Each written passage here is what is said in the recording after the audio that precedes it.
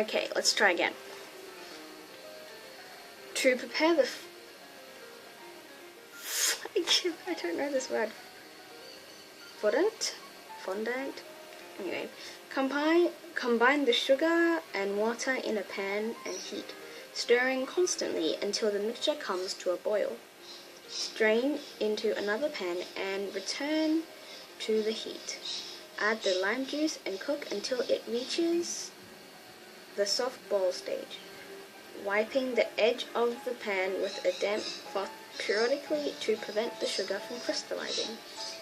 When the mixture reaches that stage, pour it into a damp pan, sprinkle with water and allow to cool slightly. After it cools, beat with a wooden spoon until creamy. To ice the cake, add a tablespoon of milk to the fondant, heat until it softens, add a drop of red food coloring and frost only the top part of the cake with the fondant icing. Nacha realized something was wrong with Tita when she asked if Nacha was going to add the red food coloring to the icing. Child, I've already added it. Can't you see how pink it is? No. Go to bed, child. I'll finish the meringue icing. I've seen that word before. Only the pan knows how the boiling soup feels, but I know how you feel, so stop crying. You're getting the meringue watery, and it won't set properly. Go now. Nacha covered Tita with kisses and pushed her out of the kitchen. Tita didn't explain the reason for those new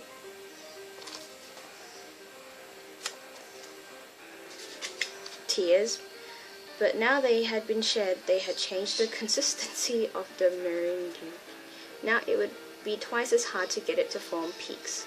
All that mattered was to finish the meringue as fast as she could so she could go to sleep. The meringue icing requires 10 egg whites and 500 grams of sugar, which are beaten together until they reach the coarse thread stage. When she had finished beating the meringue, it occurred to Nacha to lick some of the icing off her finger to see if Tita's tears had affected the flavor. No, it did not seem to have been affected. Yet without knowing why, Nacha was suddenly overcome with an intense longing.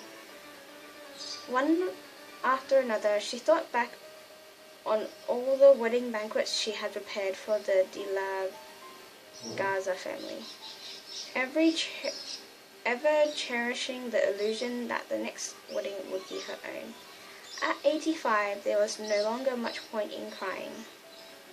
Lamenting the wedding banquet had never come, or the wedding she never had, even though she had a fiancé.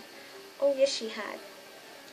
But the Mama Elena had sent him packing. Since then, all she could do was enjoy other people's weddings, as she had been doing for years without grumbling. So why was she complaining now? There must be some joke in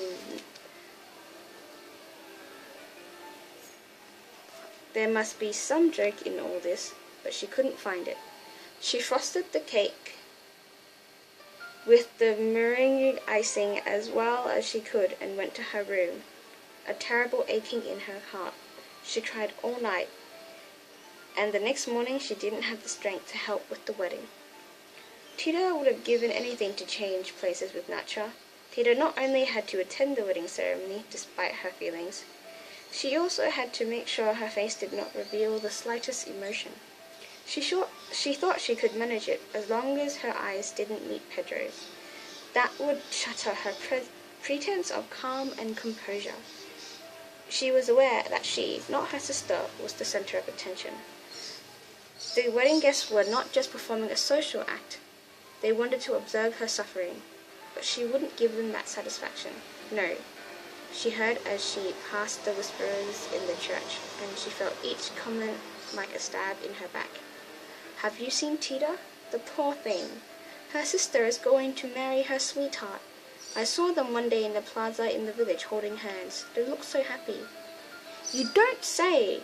And Chica says that the high mass one day she saw Pedro passing Tita a love letter, perfumed and everything. They say they're going to live in the same house. If I were Mama Eleanor, I wouldn't allow it.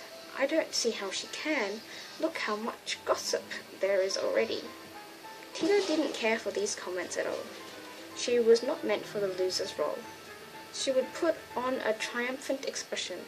Like a great actress, she played her role with dignity, trying to think about anything but the wedding march and the priest's words, and the knot and the rings.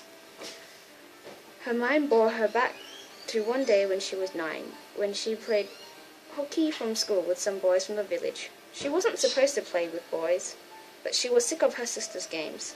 They went to the Rio Grande to see who could swim across it the fastest. She had been the winner. How proud she had been. One quiet Sunday in the village, she had scored another of her great triumphs. She was 14. She and her sisters were taking a carriage ride when some boys set off a firecracker.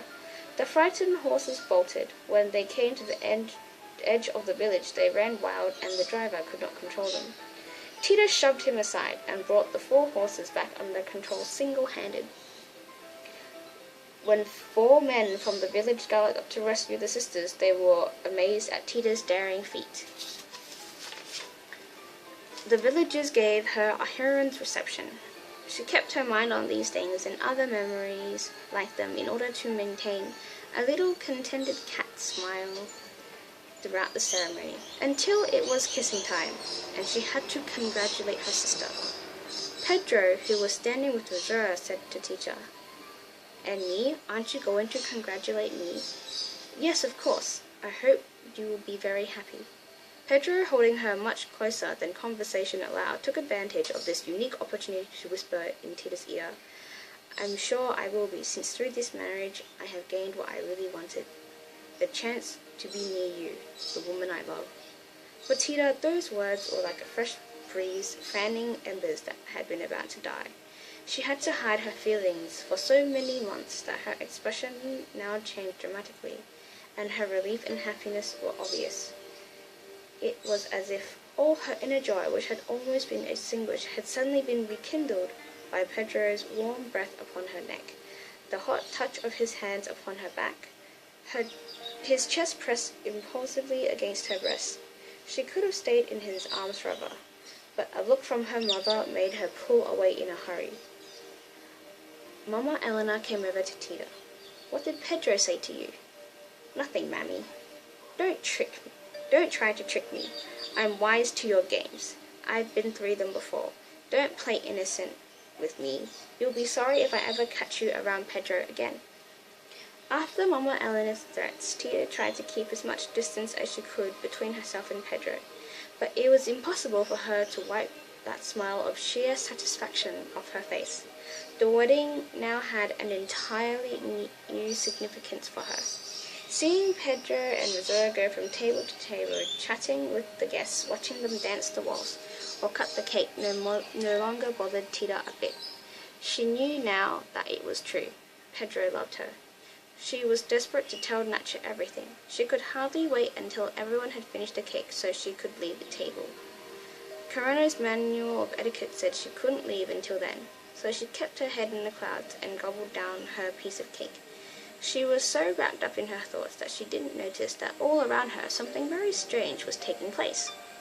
The moment they took their first bite of the cake, everyone was flooded with a great wave of longing.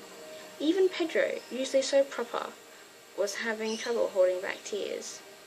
Mama Eleanor, who hadn't shed a single tear over her husband's death, was sobbing silently.